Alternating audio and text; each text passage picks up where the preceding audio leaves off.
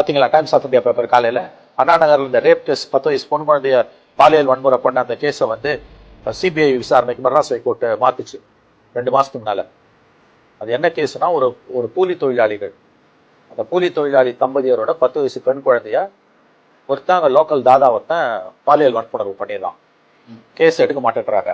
அந்த குழந்தைய ட்ரீட்மெண்ட்டுக்கு கீழ்பாக் மெடிக்கல் ஹாஸ்பிட்டல் கொண்டு போனால் அதை செக் பண்ண டாக்டர் இன்ஸ்பெக்டர் ஃபோன் பண்ணி சொல்கிறாரு, என்ன இவ்வளோ மோசமாக இருக்குது, நீங்கள் ஆக்ஷன் எடுக்கிறாங்க. அதுக்கு பிறகு அந்த பெண் குழந்தையோட அப்பா அம்மாவை கூப்பிட்டு பாதிக்கப்பட்டவங்கள நிர்வாணமாக்கி அடிக்கிறாங்க போலீஸில். புரியுதா? இந்த நியூஸ் டைம்ஸ் ஆஃப் இந்தியாவில் பேஜ் 1ல் வருது, ஜூனியர் விடனில் வருது. Madras high court chief judge 2 judge bench justice Subramaniam and இன்னொரு ஜஸ்டிஸ் சிவஞானம் அவங்க என்ன பண்ணுறாங்க, தமிழ்நாடு காவல்துறை மீது எங்களுக்கு நம்பிக்கை இல்லை, இதை சிபிஐக்கு மாத்திரம் விசாரணை சிபிஐக்கு மாத்துறாங்க. புரியுதா? அந்த இதில் கொடுமை என்னன்னா, அந்த வழக்கை விசாரித்து அந்த பெண் குழந்தையோட பெற்றோர்களை அடித்து துன்புறுத்தி பாதிக்கப்பட்டவங்களுக்கு பாதிப்பை ஏற்படுத்தினது ஒரு காவல்துறை பெண் ஆய்வாளர். இந்த வழக்கை தான் சிபிஐக்கு மெட்ராஸ் ஹைகோர்ட் மாத்துது.